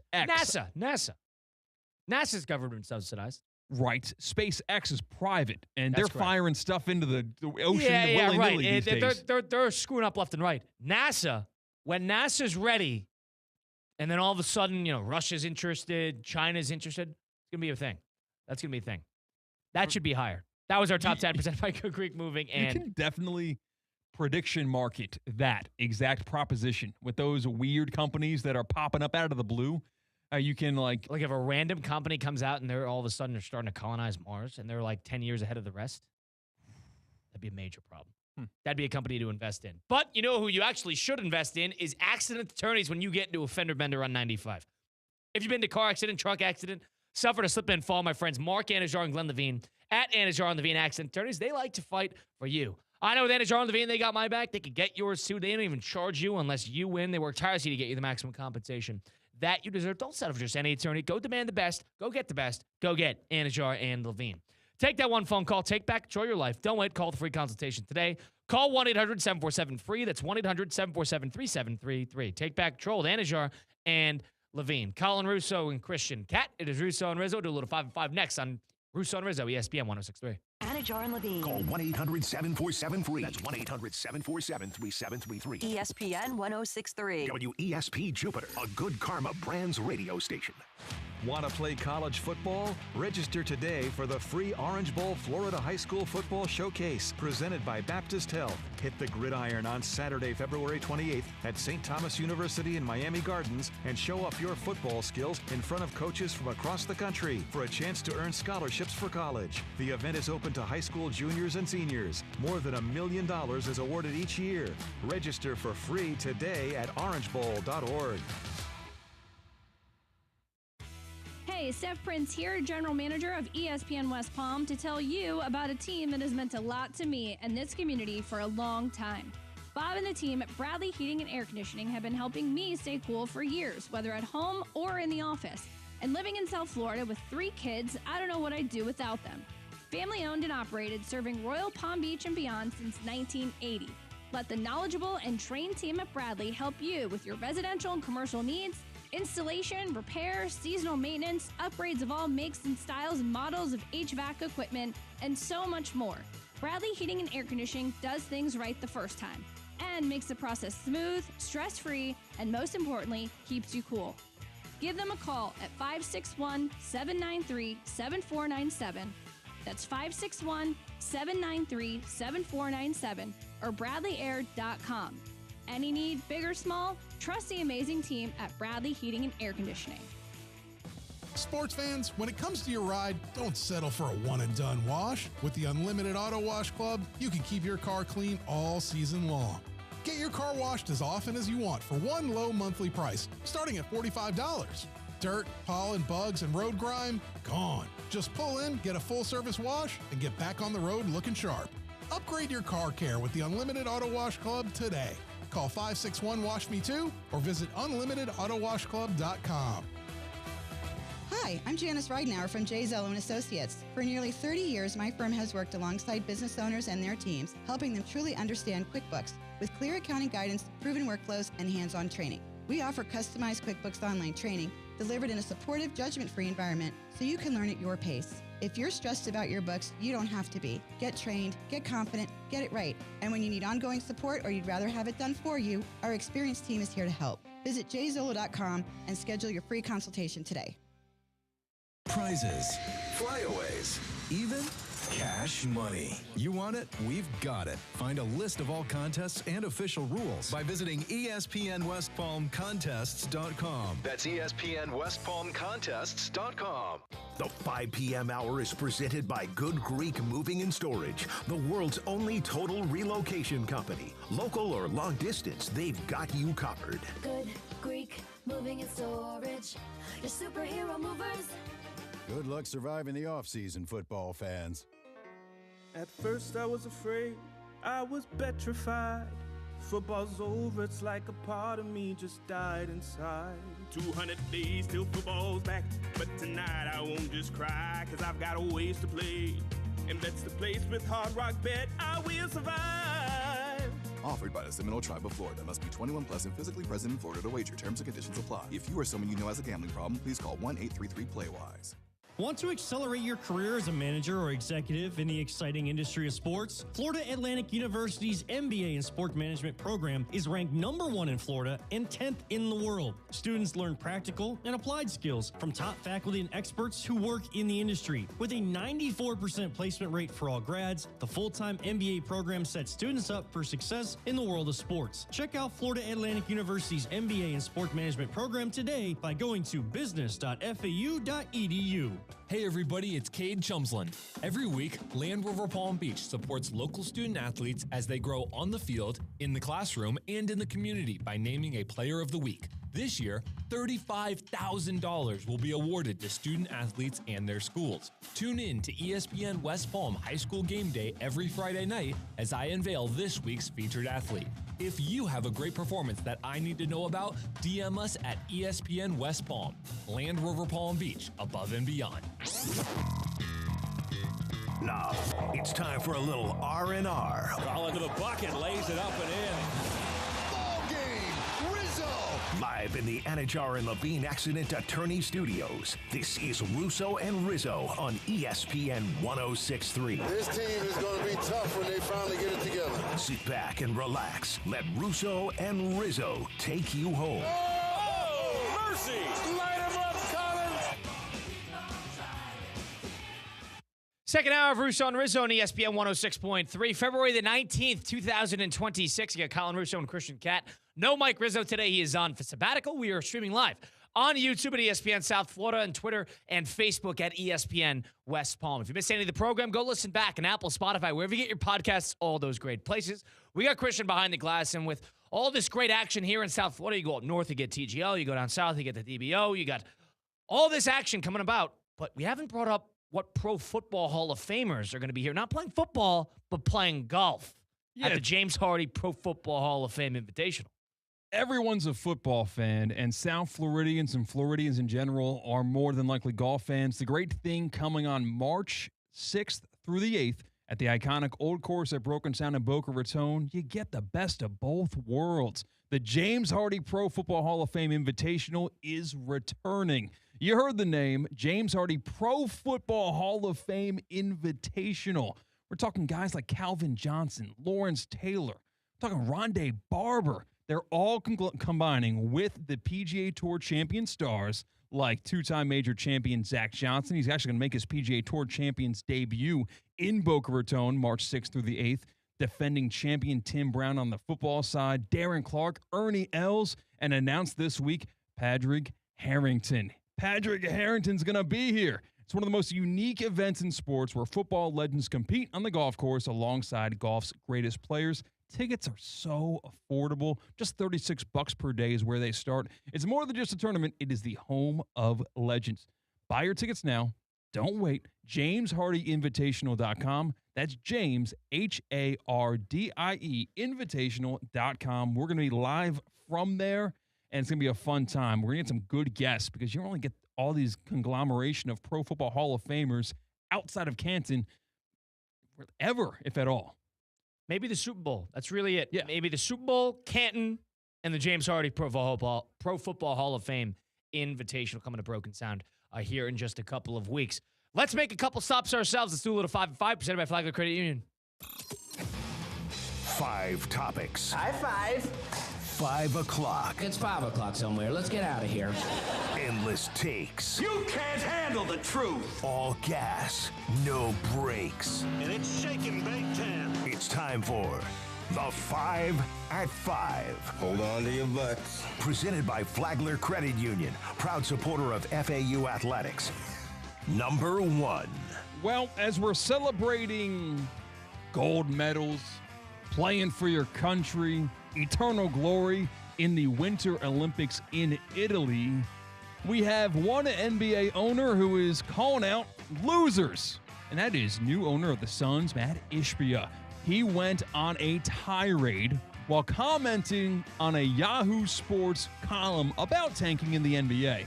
He said, quote, "This is ridiculous. Tanking's done by behavior for losers. Purposely losing is something nobody should want to be associated with. Embarrassing for the league and for the organizations. And to talk about this as a strategy is ridiculous." Ishbia, again, this is the owner of the Phoenix Suns, continued with, if you were a bad team, you get a good pick. That makes sense. But purposely shutting down players and purposely losing games is a disgrace and impacts the integrity of the whole league. He reiterated, tanking is losing behavior done by losers. Colin, do you take any issue with what the Suns owner had to say about tanking? Yeah, did he say anything incorrect here? Did he say anything incorrect? Anything that a competitive person would disagree with? Truly. I mean, if you're under the impression, if you're a Miami Heat fan and you're a little sick of the play, and I get it, but that's being a fan. Ownership, front office, coaches, people who actually make decisions, you're getting paid millions and millions of dollars to be competitive. It's time for you to be competitive. I don't think he said anything incorrect. I like him calling it out. I don't know. And the thing is, Phoenix Suns, that was a team that was a prime candidate to have, win 20 games and get a top 5 pick in the draft. They're 10 games above 500 right now. They're the 7th seed in the West. They're having a very good year, all things considered. That's after getting rid of Durant. And they get Dylan Brooks as their second leading scorer. 32 and 23. They're having a good year. So because of that, I agree with him. I'm glad somebody said it from the ownership perspective. The Mark Cubans of the world said one end. He says the other end. I think it goes to show that it's a nuanced discussion and that there's not a correct answer. So big fan of how he is actually calling it out. Number 2. Let's go to the NFL, where we might see a historical franchise have a new home. They're not just building a new stadium across the parking lot, maybe a new home state, because the Indiana House of Representatives Ways and Means Committee passed a bill establishing a Northwest Indiana Stadium Authority to finance, construct, and lease a stadium by a 24-0 margin. The Bears are looking at attractive land near Wolf Lake in Hammond, Indiana. Colin, how big of a deal for you as a football fan if the Bears moved out of Chicago and into Indiana? So I implore you, if you have a phone or a computer, to look up what Hammond, Indiana looks like, and the skyline, more specifically. It looks like the town in Back to the Future. It is this small suburban town with absolutely no feel. What are you, making a Green Bay, the Hammond Bears? This is just Indiana lawmakers trying to put some pressure on Chicago and the state of Illinois. I'd be blown away if the Bears ever did something like this. I don't think the fact that the Indiana lawmakers and not the Bears are doing something means anything. But look up what Hammond, Indiana looks like. And if you could just visualize an NFL stadium between the Arby's and the Mobile Mart, then that's for you. But if we're being realistic with ourselves, if you want to be serious, this is not Green Bay. Green Bay is historical. You cannot manufacture a Green Bay. That it's just, I don't think there's anything to it. I really hope that the state of Illinois is able to figure it out. I know it's not going to happen. I'd be in favor of something downtown. I understand it's prime real estate. It's too hard to build a stadium in downtown, especially in a city like Chicago.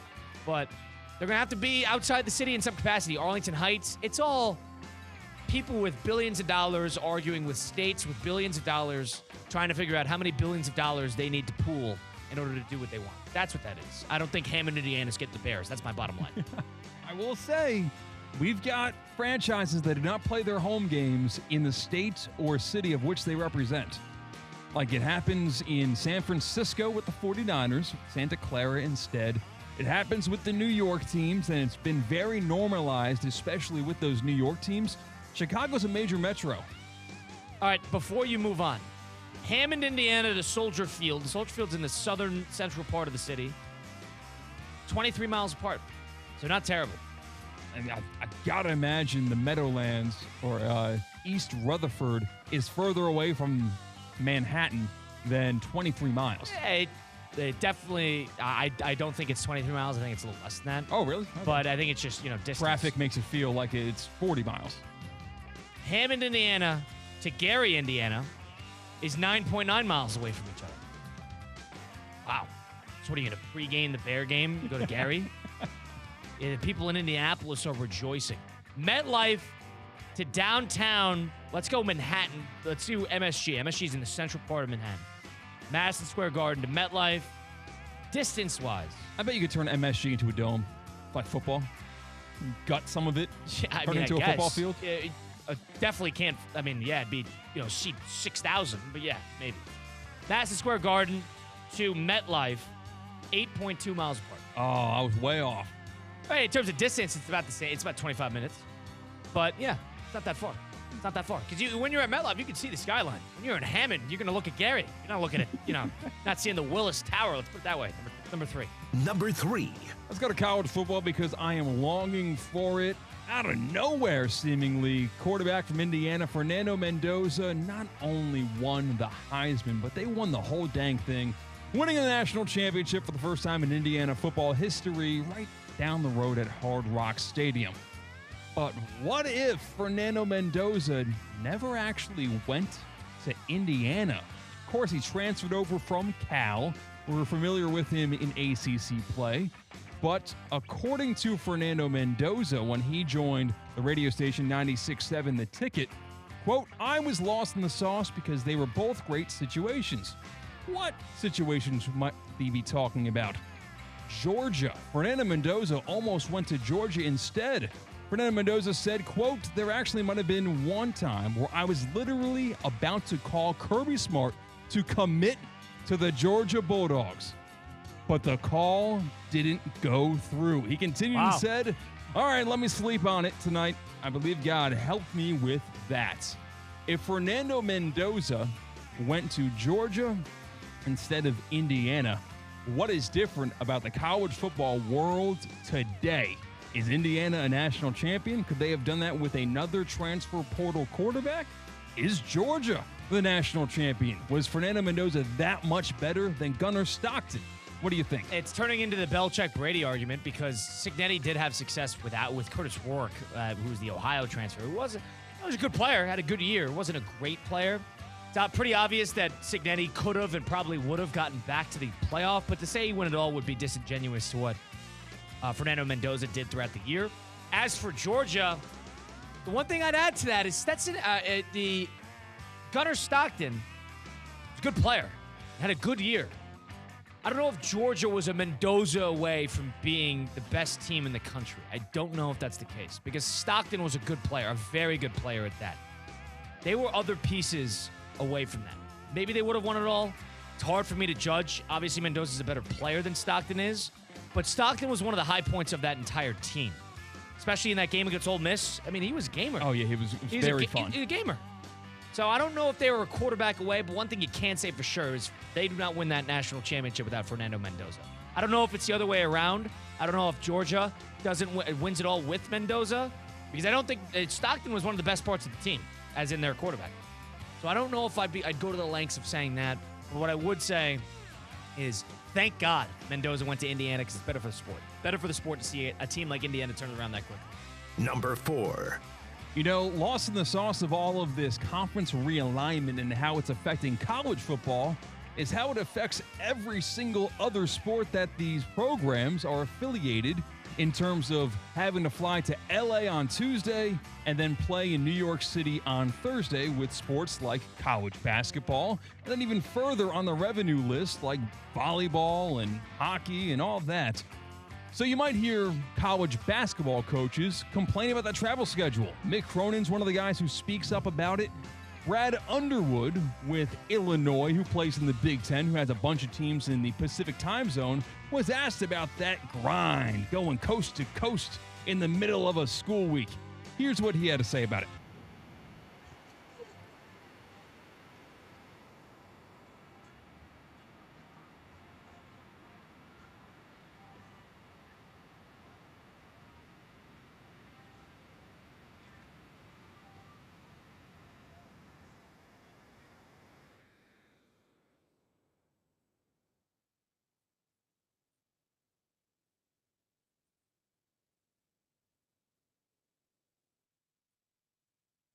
Do you like that approach from Brad Underwood, not using the travel schedule as an excuse or a reason to prop up the effort from his team? Love it. I think Brad Underwood's a class act outside. You know, he used to pay players before the NIL existed. But I do think he's a class act in terms of how he handles it. And he's right. He is right. I mean, you want to know tough travel schedules. It's not Mick Cronin going from the UCLA charter from Los Angeles to Iowa City. You know what tough travel is when you have to go from Flagstaff, Arizona, where my brother is a college basketball coach. They take a 2.5-hour bus south to the Phoenix airport, go through security, fly a commercial Southwest flight to Denver, and drive to northern Colorado. After they're done with that, they get back in the bus, and they'll drive either 7 hours or go back to Denver and fly to go play the University of Idaho, commercial yet again. When they have to go to Portland State and they go Portland to Denver to Phoenix and the second flight gets canceled and there's no Denver to Phoenix till the next morning, that's travel. That is travel schedule. It's not Illinois getting their shrimp cocktails on their Delta charter from Champaign to East Lansing. It's not fair. The wrong guys are complaining about a very real problem. I do think there is a problem with the travel schedules. I think the conferences get too big. It's hard to travel between these games. And I think it's even hard for NFL teams. I defend it. But there's levels to that. There are levels to how difficult it can be to travel collegiately. So that's what I'll add to that. Yeah, I don't want to hear the complaints from the Champaign crowd. No. Like, not at all. I really don't. I don't pity you, especially these guys are getting paid. Guys are getting paid to play basketball right now. You should see the NIL checks given to Northern Arizona players. And, you and I are making more than that. So, let's just put it that way. And these guys, Southwest, 2-hour delay. Uh-oh. Number 5. We had one of the seminal moments for American sports in this year's Winter Olympics earlier today. Kenny Albert on the call.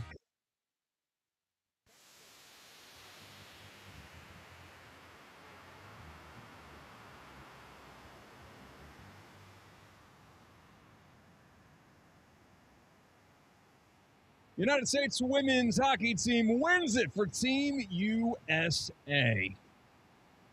Colin, we ranked the top 10 possible Team USA wins in sports and I guess in world exploration.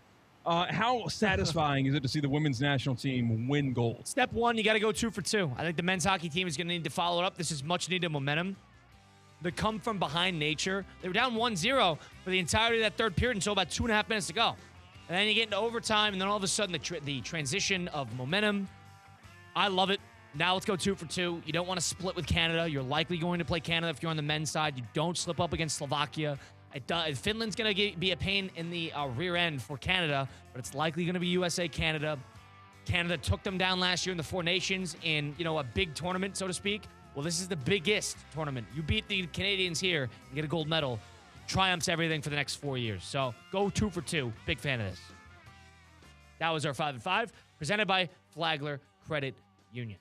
Adam Silver, in the time we did that 5 and 5, released a memo to all the league general managers in the National Basketball Association. Said a number of things, including some of the anti-tanking propositions that will be taking place in the NBA next year. Come on. Specifics have not dropped, but some reported conversations have. We'll get into that next. It's Russo and Rizzo on ESPN 106.3.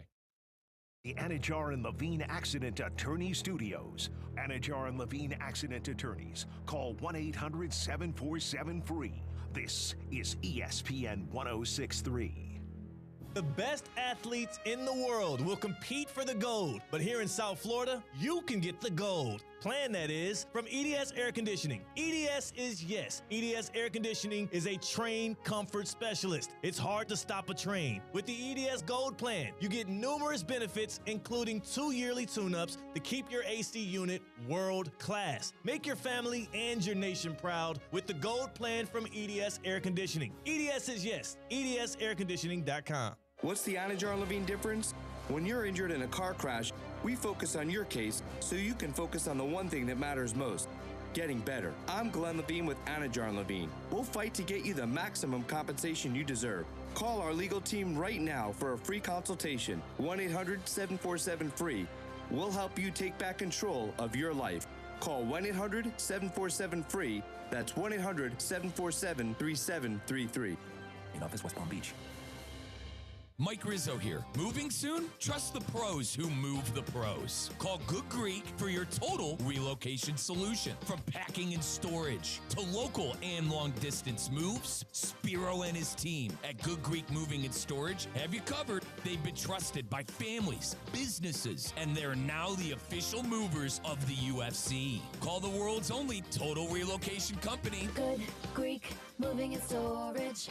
Your superhero movers.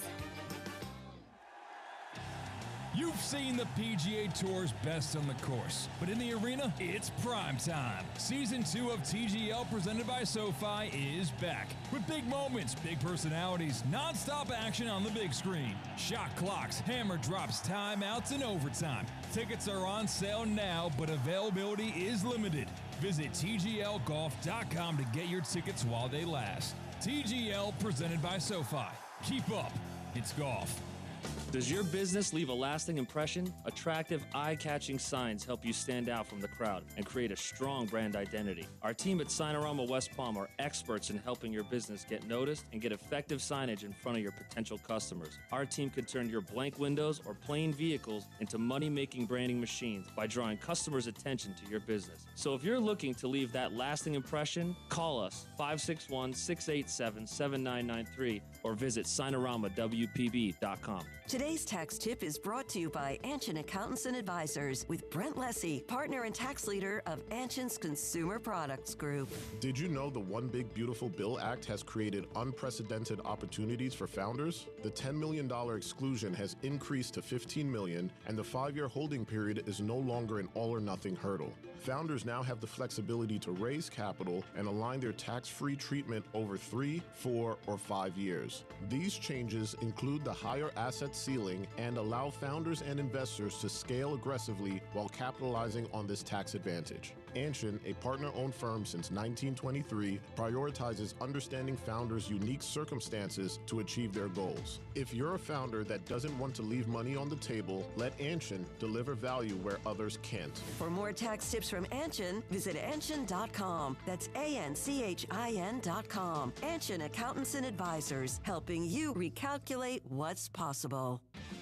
Tired of being sidelined by a sports injury? Get back in the game with Baptist Health Orthopedic Care. Whether you're a professional athlete or even a weekend warrior, you can get back to doing what you love with our compassionate orthopedic team. Experience a new level of care and get back to your best. Welcome to being treated like a pro. Make an appointment today at baptisthealth.net/ortho or call 833-556-6764.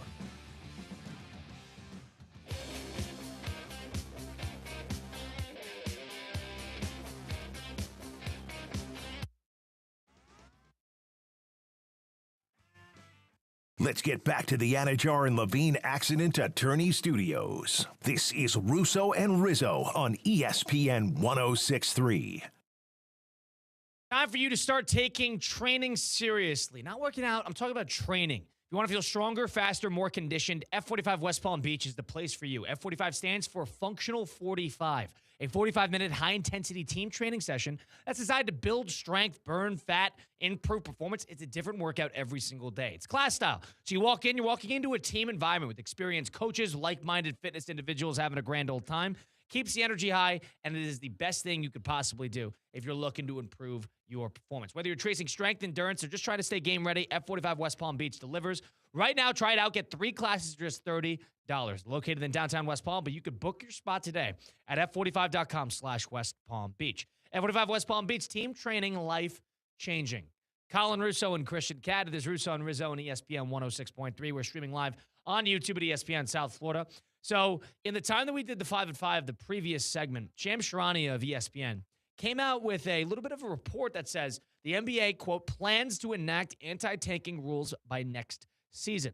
So basically what happened is Adam Silver, the commissioner of the NBA, informed the league's 30 general managers on Thursday that the NBA plans to make anti-tanking rules in place for next season.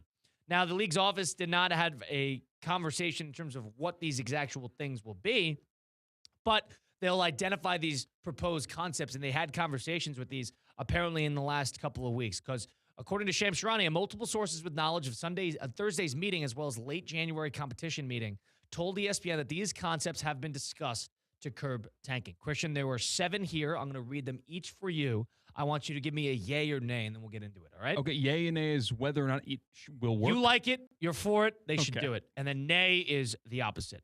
Number 1, first-round draft picks can be protected only for top 4 or top 14 plus selections. I don't like that. So if you're good at tanking and the lottery ball works in your favor, then you get away with it just because it was that good of a pick. I don't want anything protected. You need to fumble because you cheated and fumble your number 1 overall pick if that's worth it. Number 2, lottery odds freeze at the trade deadline or a later date. I like that. So if you're playing meaningless February, games, you know. February, that means you get a tank in the first 2 months of the year, then you can play. Yeah, I like that a lot. You should not be playing meaningless basketball games where it is undeniably advantageous to lose to improve your odds.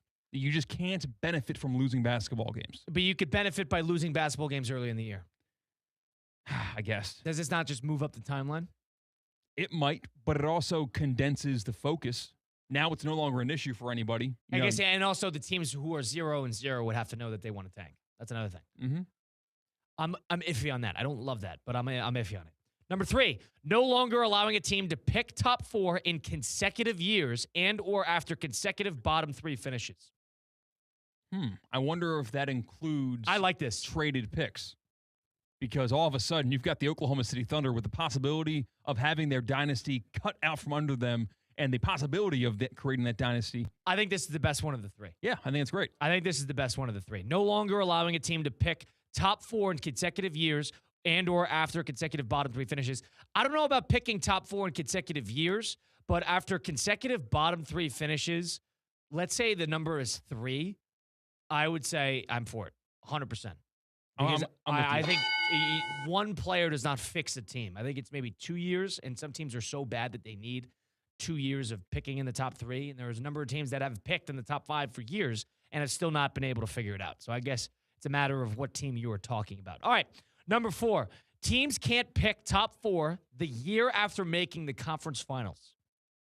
So that is trying. That would be, in this specific situation, the Indiana Pacers.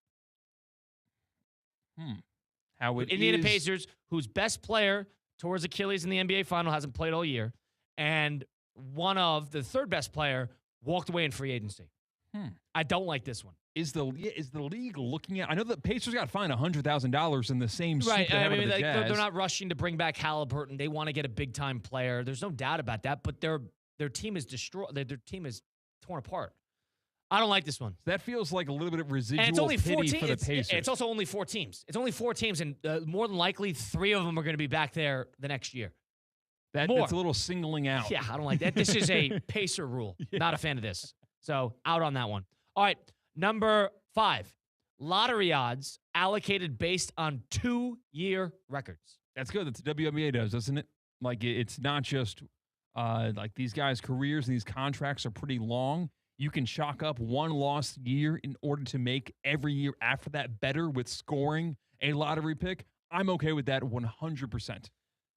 I could be convinced into this. I'd have to see the logistics, but like, for example, the Pacers are having a terrible year, but they won 55 games last year. They would not be top in lottery odds despite maybe having a bad team this year, but because they were good last year, they get punished for it. So I think that would render the previous quote-unquote pacer rule, like if you were in the conference finals, you can't beat the lottery the this is following obviously, it's not all of them at once. This is just ideas that they have thrown at the wall. Exactly. That's a better version of capturing a one-year situation. wonder stooping to the bottom. Jason Tatum getting hurt, I think if the Celtics were worse, would have been a situation like that too. True. And the Celtics, historically, when they had Red Auerbach running the team, they usually traded into picks. They were very savvy with trading with bad teams and getting the Robert Parrish trade from Golden State. They got a number 1 pick from that. That was the pick that I believe got them, I want to say Len Bias in 86. It might be before that. I might have my years mixed up. But point being is the Celtics were always savvy in doing stuff like that. The Larry Bird trade, that might have been the Larry Bird trade. But point being, 2 years, I can listen to it, and it's a little. It expands the sample size. You have to be bad. You have to commit to being bad. Yeah, and like it's 164 games of being bad. Tremendous financial ruin for your income of people buying tickets. Make it more expensive to tank. All right, I don't think this is a terrible idea. All right, number 6, lottery extended to include all the play-in teams. This is the Miami Heat rule. Right. Yeah, exactly. It kind of looked like Theodorsey was screaming to Kingdom Come about how he wanted the Heat to lose their play-in games, get out of the playoffs as soon as possible, so they would have had had they just have a chance. A chance to get Cooper Flagg. And a chance is all it took to get Cooper Flagg in this past draft. It should not be looked at as a negative thing to make the playoffs. I think they're right. Yeah, I don't think this is I don't hate this at all. I think I'm okay with it. I don't think it fixes the problem, but I think teams would tank to the play-in? No. I don't think so either. I don't think so either. Then nobody wants to deal with that play-in. That play-in is 3 games. Oh, nobody wants to deal with that. Playing multiple teams, travel, no. All right, so lottery extend to include all the play-in teams. I don't think that solves any issues, but I don't think that's a bad idea. Flatten odds for all lottery teams. Wow. So if you are the 11th if you're like seed? the top 3, you get like a 35% chance, whatever that top odd is to get the number 1 pick in the draft, they would flatten it and they'd even it out a little bit more. If anything, I think just expands the gene pool of teams that could be bad and potentially get a good pick. Right. I don't think this necessarily. I think it's okay. I don't think it's I don't think it solves any problems. It's turning a playoff team into we know we're not a championship winning team. So, but we're a number 1 overall pick away from being a championship team. Do you think a team would ever opt to not be in the playoffs in order for an even share? That changes kind of the argument of all of the previous rules if we are now flattening the odds of the lottery. Mm-hmm. That's interesting. It changes your problem, but it fixes one of them. It increases the pool, but teams that are already in the lottery don't care about losing more to get better odds. Right, which good thing. That's good. I don't think it should be admired. Quote the process. It's a punch to the gut instead of a punch to the face. You know what I mean? It's just it's not as harmful, but it's still the wrong. And you know what? Concept. You can say we need to make playoff runs cool again. The Indiana Pacers playoff run. I'm saying the race to the playoffs to make the playoffs. I see. Well, that's because too many teams make it. That's it. Too many teams. 20 teams make it. Because it's cool we're thinking playoffs? Are you serious? In the NFL? Like a team that's not supposed to be good this year? MLB is great with that too. Yeah, it is an honor. Even with how short disproportionately the Major League Baseball playoffs are compared to the regular season. There are good teams that don't make it. And it's awesome to make the playoffs when you're not expected to do much in your regular season.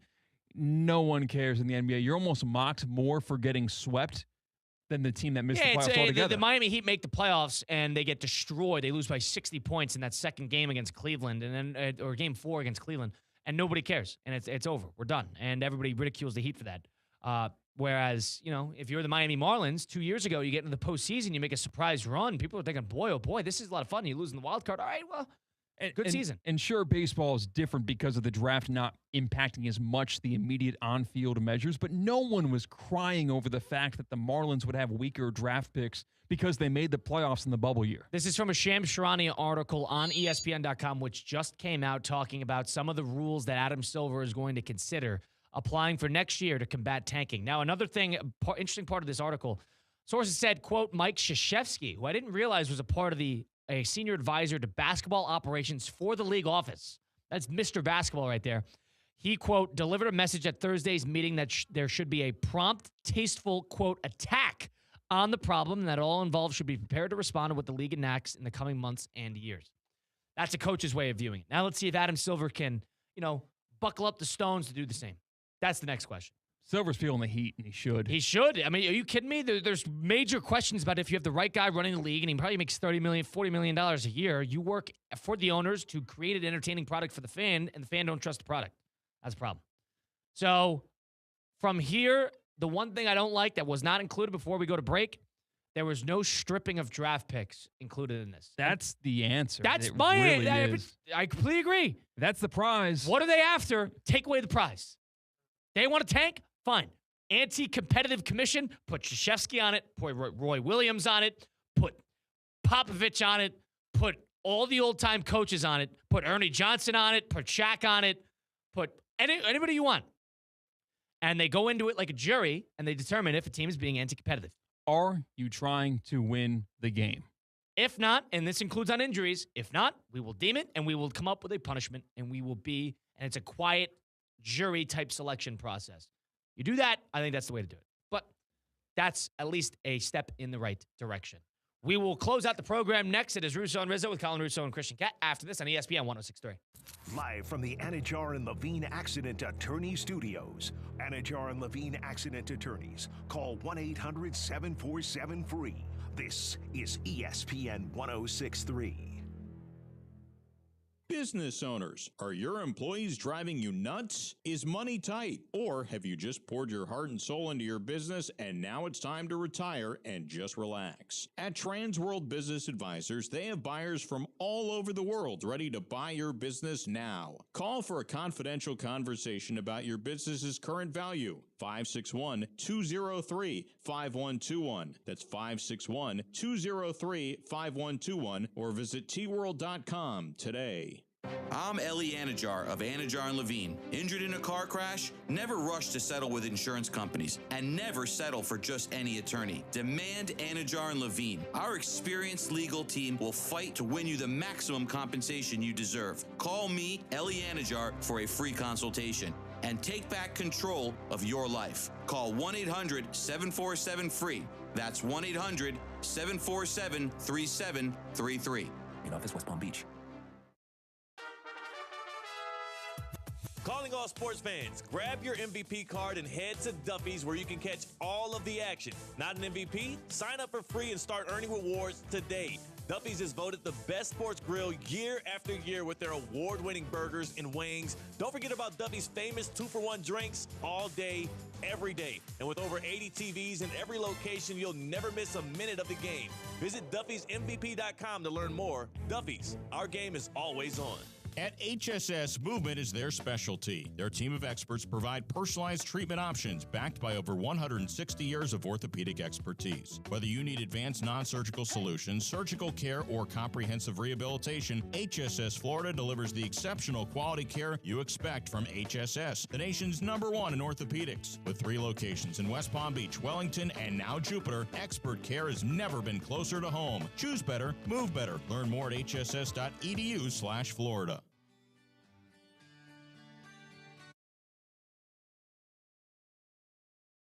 What was your thoughts in the student section chanting Booker's name? I could give a rat's ass about the other team's student section.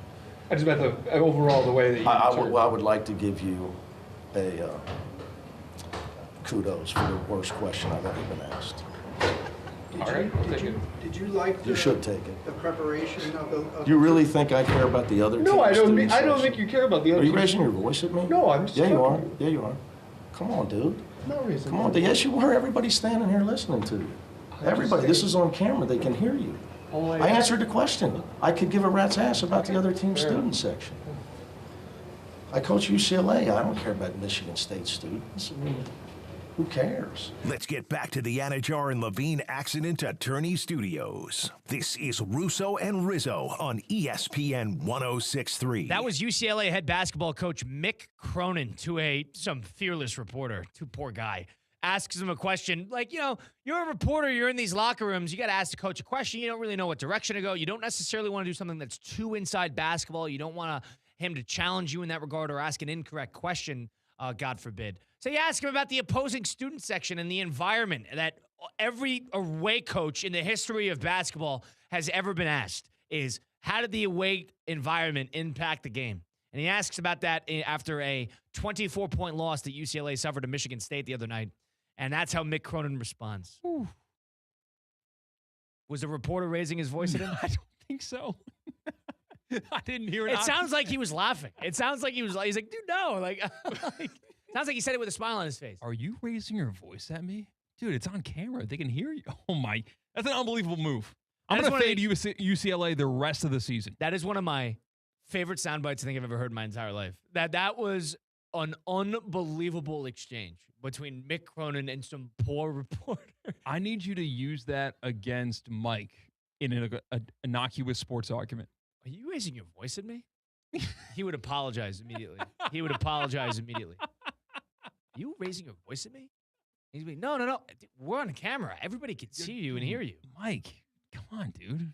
We should set up a bit like that. Yes. There's like, we're arguing with each other, and then I'll like say like a word to you in the talk back, and then all of a sudden, are you raising your voice at me?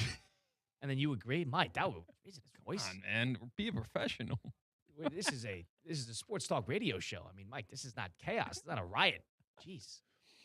Unbelievable. Nonetheless. Was UCLA a long shot to win the Big Ten in basketball this year? They're going to be a tournament team. They're going to be a fringe bubble. They're a bubble team. They're a bubble team. Maybe you like that fire and you want to throw some money on this them. This is after he ejected his own player in the middle of the game. And not only I like that move, by the way. The tunnel, which is usually next to the bench. In Michigan State, it's different because it's across the court.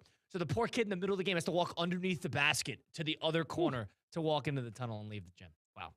Christian Cat, Colin Russo. If you want to bet against UCLA, if you're down on Mick Cronin, or if you think this is going to light a fire under UCLA, go bet these games on the Hard Rock Bet app, which you can download today in the Google Play Store or the Apple App Store. Hard Rock Bet is your place to get involved on any sport, any time, any game, live or in the future. You can go game by game, go same game parlay, put as little as $1 into the app, increase your odds, stack on these picks. If you don't know what to bet, what direction to go, check out the Discover page with other users, and you can see what they're putting together. Use it to inspire your own picks, or you can tag along on theirs. Use profit boosts and promo boosts, especially with March Madness around the corner. You're going to be betting all these games, having all that great action on the app. Try it today. It's offered by the Seminole Tribe of Florida. Must be 21 plus. Physical prize in for the wager. Terms and conditions apply. If you or somebody know has a gambling problem, please call 1-833-PLAY-WISE. We close out the program today. If you missed any of it, missed any of Russo and Rizzo, want to go listen back, go to Apple, Spotify, wherever you get your podcasts, all those great places. Just go to Russo and Rizzo, or go to watch it back on YouTube, Facebook, and Twitter/X at ESPN West Palm and ESPN South Florida on YouTube. Big thanks to Christian Cat keeping us up over the airwaves today. I'm on sabbatical tomorrow, so I'll be back at it right here on Monday on ESPN 106.3 alongside Mike Rizzo. We'll see you next time. It's Russo and Rizzo on ESPN 106.3. Raising your voice at me?